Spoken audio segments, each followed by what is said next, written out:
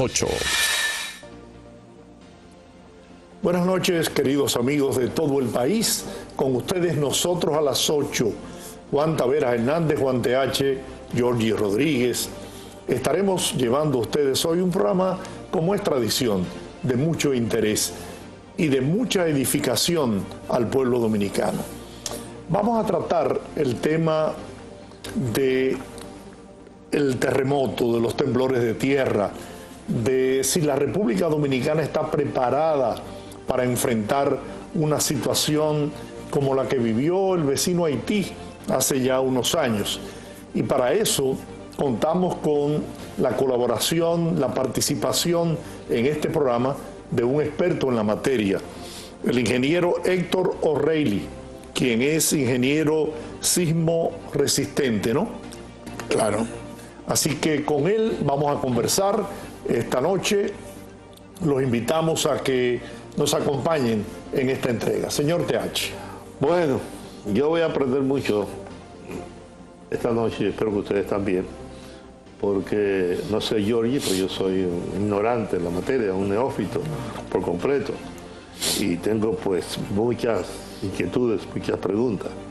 Precisamente en estos días estaba yo en mi casa, recién había despertado, cosas raras, porque yo despierto tarde en la mañana, porque me acuesto tarde en la noche, pero de repente siento que mi cama se mueve. Y yo no hice como el productor de televisión, salió huyendo. Y como yo sé que ha hecho mucha gente que sale hasta desnuda, yo sentí el terremoto y yo tengo más o menos una conciencia de cuando esas cosas ocurren, qué debo hacer. Pero me asusté. Y el que dice que no se asustó, generalmente miente. Tembló la tierra. Eso ocurre todos los días. Y creo que la gente debe estar preparada para eso, para un temblor de tierra. ¿Por qué tiembla la tierra? ¿Por qué hay zonas más proclives al temblor de tierra? ¿Por qué hay continentes? ¿Por qué hay países donde la tierra, por ejemplo, en Chile, según estuve leyendo, es el país más sísmico del mundo? Así que está Japón, California, etcétera, etcétera, etcétera. ¿Por qué? ¿Qué es lo que pasa? La pregunta es interesante y es hasta cierta manera simple de contestar. La Tierra, como nosotros la conocemos, que es una superficie rígida, fuerte, en realidad no es así. La Tierra está formada por una superficie que es la corteza terrestre, la cual está fracturada en lo que se denominan placas tectónicas. Y esas placas tectónicas van interactuando una contra otra en función de que el núcleo de la Tierra está caliente. Ese calor hace que haya una convección de ese magma y esa convección sale a la superficie formando la corteza terrestre. El ejemplo sería si uno tiene una olla con un sancocho, vamos a decir, y usted lo ve, el calor de abajo va subiendo y va modificando la superficie del sancocho, o sea, la parte de arriba. Está caliente, se come una burbuja. Y se va entrando la parte de arriba y baja y se calienta. Ese mismo procedimiento tiene la Tierra. De manera que esas placas tectónicas que están una al lado de otra, cuando sale el magma, empuja, se forma corteza terrestre. Entonces, esa placa se mueve, esta hacia la izquierda, esta a la derecha, pero como está unida a otra, pues choca con esa placa. Y esos choques son lo que a la postre producen los terremotos.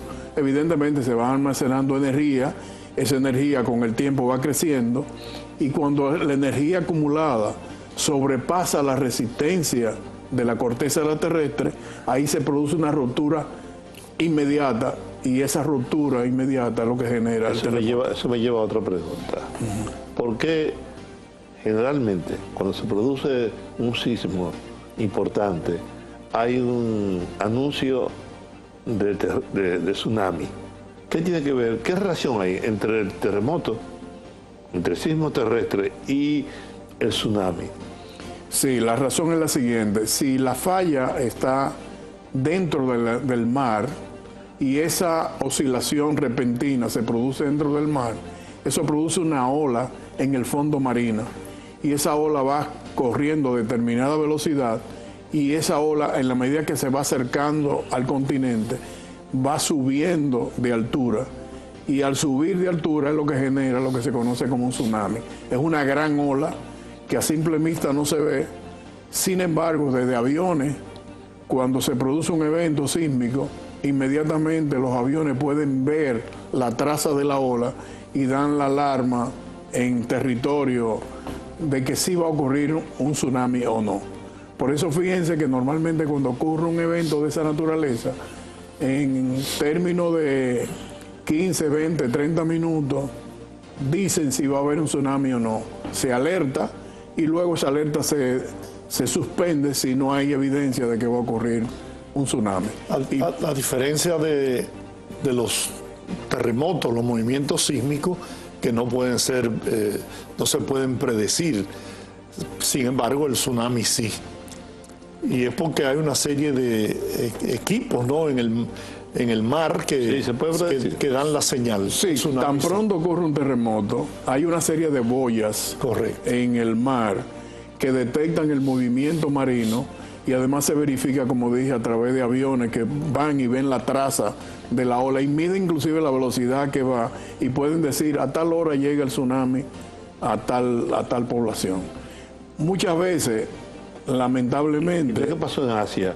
Sí, digo, lamentablemente, lamentablemente a veces la distancia de la perturbación o de la falla a la corteza terrestre es pequeña, y entonces los tsunamis se producen muy rápidamente.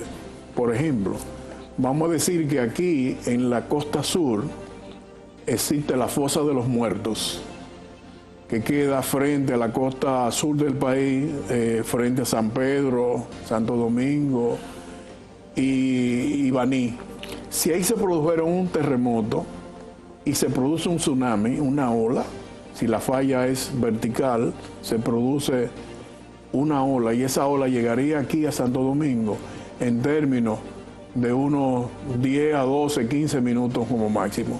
De manera que aunque se diera una alarma, podremos salir corriendo o subirnos arriba de un edificio para que la ola no nos alcance. Pero en lo que se decide y se dice que va a llegar, prácticamente la tendríamos encima.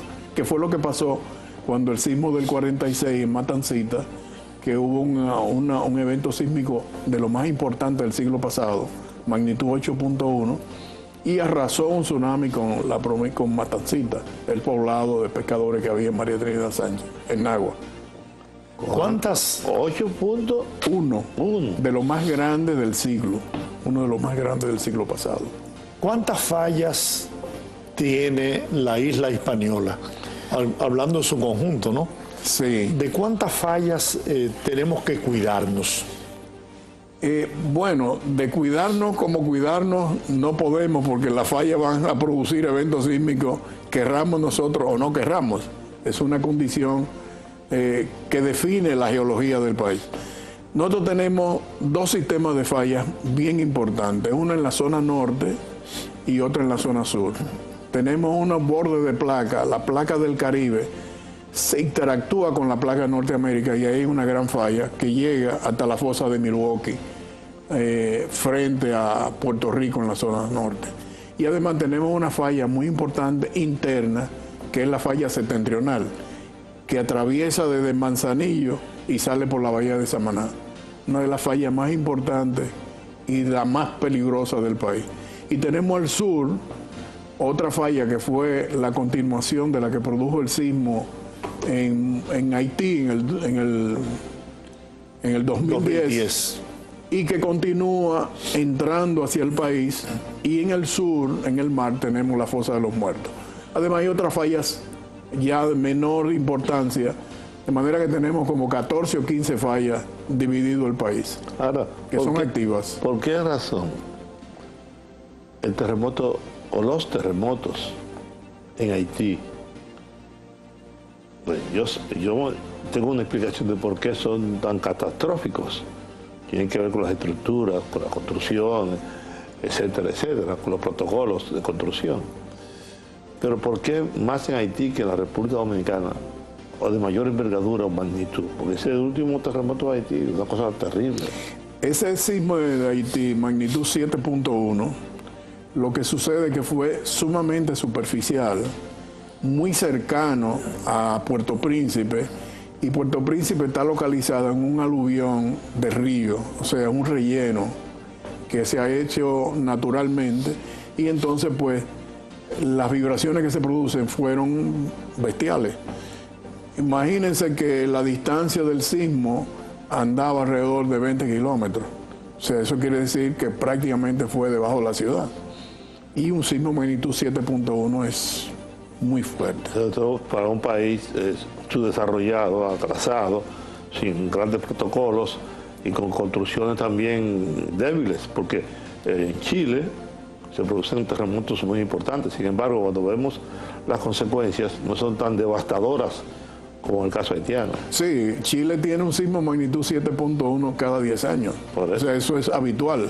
Y ha tenido sismos de magnitud 8.4, 8.9, que es una cosa tremenda. Ese de 8.9, cuando ocurrió, cambió la posición del eje de la Tierra un pequeño ángulo que le introdujo, o sea, que modificó la órbita de la Tierra, de tan fuerte que fue.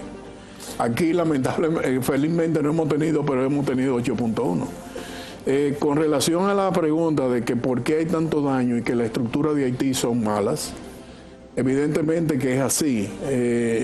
Yo fui después del terremoto de Haití 2 días después, y la verdad que era un espectáculo dantesco. La mayoría de las construcciones que se dañaron, que fueron la inmensa mayoría, son construcciones que no tienen ninguna influencia de un ingeniero ni un arquitecto.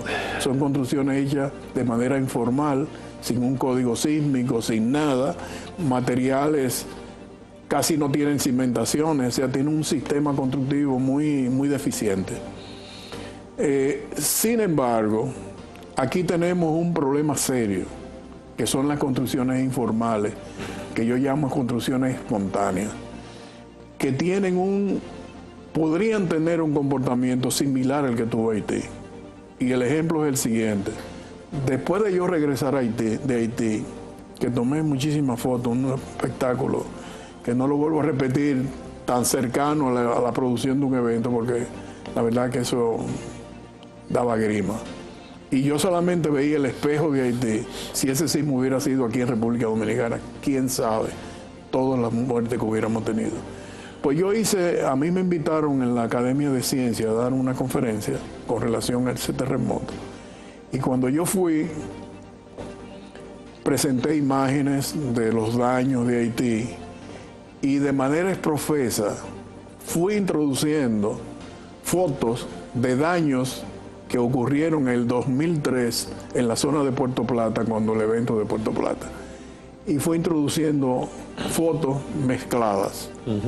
Y todo el mundo tuvo la misma opinión que usted dijo, de que Haití, los daños eran así porque las construcciones eran de muy mala calidad, Y al final, cuando comenzaron a preguntar, yo dije, sí, eso es cierto, pero en el país, esta foto es Puerto Plata, esta foto es Puerto Plata.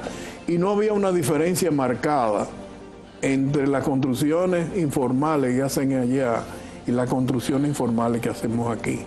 Si usted quiere tener un ejemplo de construcciones informales que van a tener daños importantes a la hora que ocurre un terremoto, solamente tiene que ir por la Loma del Chivo. ¿Usted sabe dónde queda la Loma del Chivo? Claro. Bueno, si usted ve esas construcciones y los alrededores, localizadas en un terreno inaccesible, donde no hay forma de llevarle ayuda, con construcciones hechas de manera personal, las personas o con un maestro constructor, los daños van a ser cuantiosos. Eso que usted dice es tan cierto. Incluso George y yo lo hemos hablado en otras ocasiones, sobre todo cuando pasamos por cierta zona de la ciudad, que tenemos mucho miedo de que ocurra un sismo importante. Pero mire, yo tengo 2 hijos que son ingenieros civiles, y uno de ellos me dice que los protocolos han cambiado. En la República Dominicana había un protocolo muy viejo que ya se cambió. Él construía casa en Tampa y me dijo cómo cambió el protocolo de construcción después de Katrina. Exacto. ¿No? En Chile yo estuve leyendo que los constructores son rigurosos y las autoridades son rigurosas en el cumplimiento de los protocolos que se han creado, sabiendo que estamos en una zona de muchos terremotos. Aquí, la mayoría de los constructores de las empresas siguen los lineamientos trazados por las autoridades. Sin embargo, ahí se cayó ahora un edificio, pero el ingeniero le había dicho que no. Exacto. Los riesgos que tenía. Y él se buscó un ingeniero, un maestro constructor, házmelo, ¿no? Yo sé, uno de mis hijos trabaja en obra pública, hizo tumbar una pared. Junto con la pared hizo tumbar también una viga, porque no cumplía con los requerimientos, ¿no? La tumban. No, pero eso lo podemos resolver de otro modo. No se resuelve de otro modo. Tienen que tumbarla y hacerla de nuevo, porque no cumple con los requerimientos. Pues, si eso no se hace, si las autoridades no velan porque eso ocurra, yo no se muda ahí en la Nacaona. Tiene un miedo de vivir ahí terrible, ¿no? Porque él no sabe si el suelo, que es otra cosa aquí, que yo quiero que usted no hable de eso después de la pausa, sobre el uso del suelo, los permisos de uso del suelo, que muchas veces se otorgan. Y yo veo, por ejemplo, en mi barrio, un edificio de 5 o 6 pisos, pero a otro le dan un permiso de 10 o de 15. ¿Pero por qué? Si el uso del suelo es igual para todos en la zona. ¿Qué es lo que pasa con el uso del suelo en la República Dominicana? Hay una legislación y esa legislación ha ido cambiando. Últimamente lo que se ha hecho es establecer una zonificación de la ciudad. Y a cada zonificación, a cada zona le han asignado una densidad y una altura máxima. Y teóricamente, cuando se hacen los permisos, eso debe respetarse al pie de la letra. ¿Qué es lo que no se hace? Probablemente, no tengo esa información. Sin embargo, por ejemplo, sí sabemos... Entra por ahí la influencia política y la influencia del dinero. Bueno, es posible. Sin embargo, también hay desinformación, porque hay calles que son avenidas, calles medulares, donde los requisitos son diferentes al interior, de manera de conservar la parte dentro, vamos a decir, de una manzana, con viviendas de 1 y 2 niveles, y sin embargo en las periferias, en las principales, se permiten 4, 5, 6 niveles, dependiendo de la zona donde sea. También a veces las personas creen que todas las zonas son iguales y a veces hay una mala información. Lo correcto es ir a la institución del ayuntamiento y definir, y eso está escrito, o sea que se puede revisar en cada zona cuál es la densidad y cuál es la altura máxima. No dudo que haya posibilidad de que eso se viole, porque en este país sabemos que se violan muchas cosas. Vivimos el día a día con esas violaciones. Sin embargo, hay cosas muy importantes. Yo soy presidente de la Sociedad Dominicana de Sismología e Ingeniería Sísmica. Esa sociedad se fundó en el 1977 y su misión principal es crear conciencia en el pueblo dominicano de que vivimos en un país sísmico y que tenemos que convivir con ese problema porque no va a desaparecer.